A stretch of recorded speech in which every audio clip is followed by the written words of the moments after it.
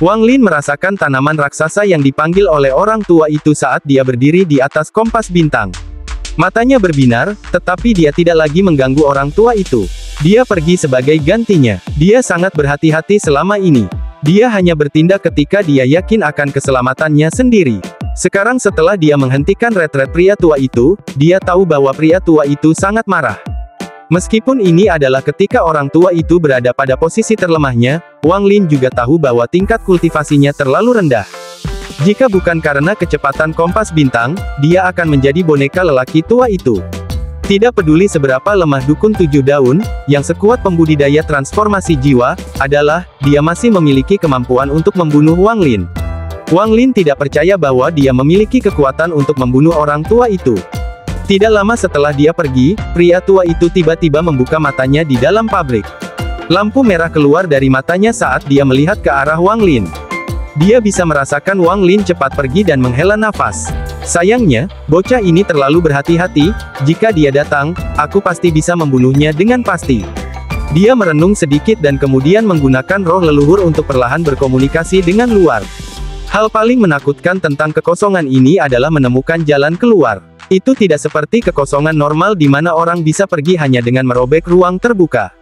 Jika tidak ada panduan dari luar, seseorang akan terjebak di sini selamanya. Setelah waktu yang lama, ada sedikit kepanikan di mata lelaki tua itu. Dia sudah lama melupakan Wang Lin.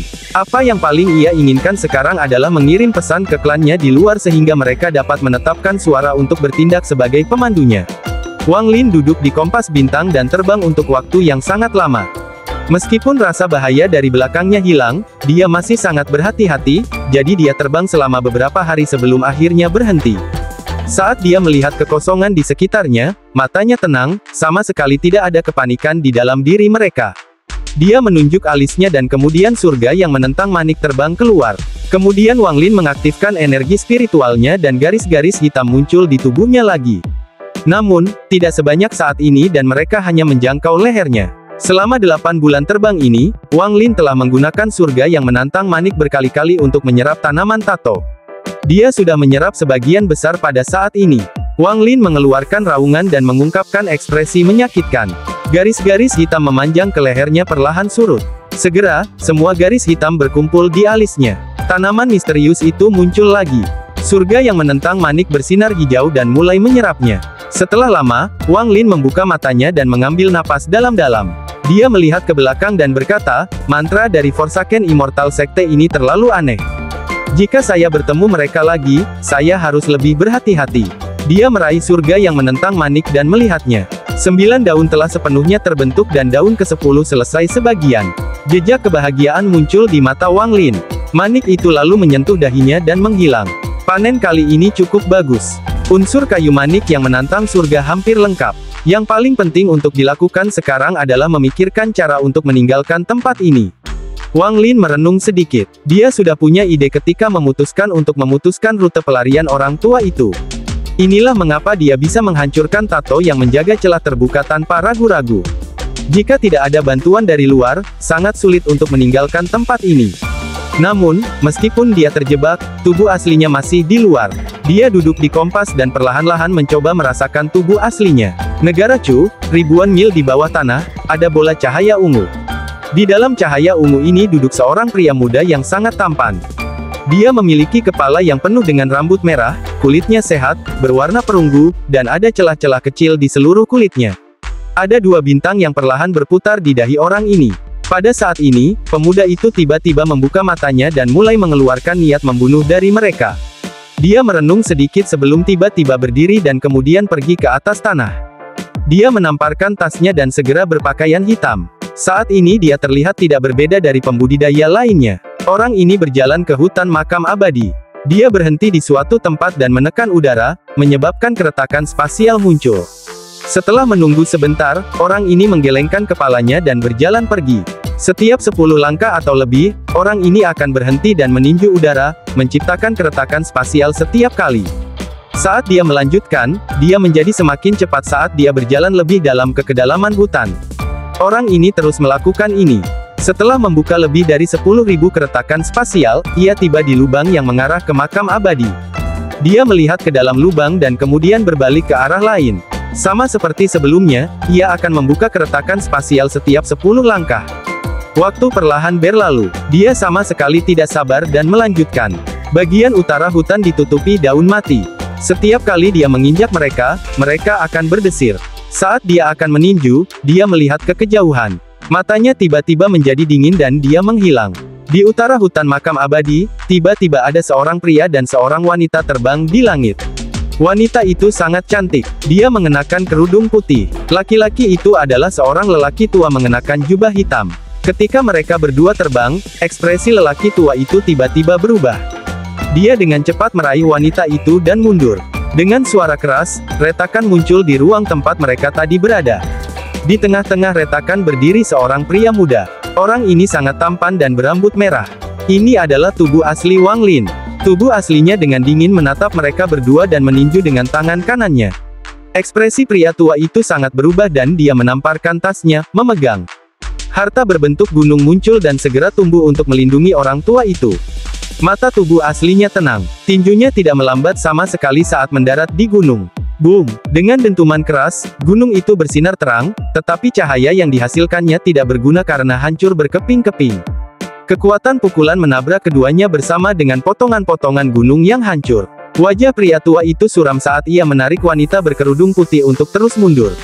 Tubuh aslinya maju selangkah dan menghancurkan ruang di bawah kakinya sebelum mengirim pukulan lain. Pria tua itu memuntahkan sinar cahaya putih yang berubah menjadi pedang terbang. Pedang itu mengeluarkan aura berbahaya dan ada jejak ungu di atasnya. Itu berarti pedang ini sangat tangguh karena ditempa dengan tembaga jantung ungu yang sangat langka. Pedang terbang itu terbang ke arah kepalan tubuh asli. Mata tubuh aslinya masih tenang saat dia mendengus dan tinjunya bertabrakan dengan pedang terbang. Pedang terbang itu segera menabrak bagian tengah dan benar-benar hancur. Pada saat yang sama, domain seorang pembudidaya formasi jiwa keluar dari pedang dan memasuki tubuh asli. Mata tubuh asli menyala. Sebagai dewa kuno, dia tidak memiliki domain, tetapi dia memiliki niat membunuh yang kuat.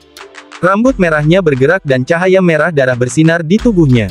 Domain orang tua itu bahkan tidak bisa menahan satu pukulan dan runtuh. Tinju tubuh asli tiba sekali lagi. Ada sedikit kepanikan di mata pria tua itu saat dia meraih wanita berkerudung putih untuk mundur sekali lagi. Tubuh asli terus mengejar. Rekan kultivator, kami bahkan tidak saling kenal, kenapa kamu harus bertindak seperti ini?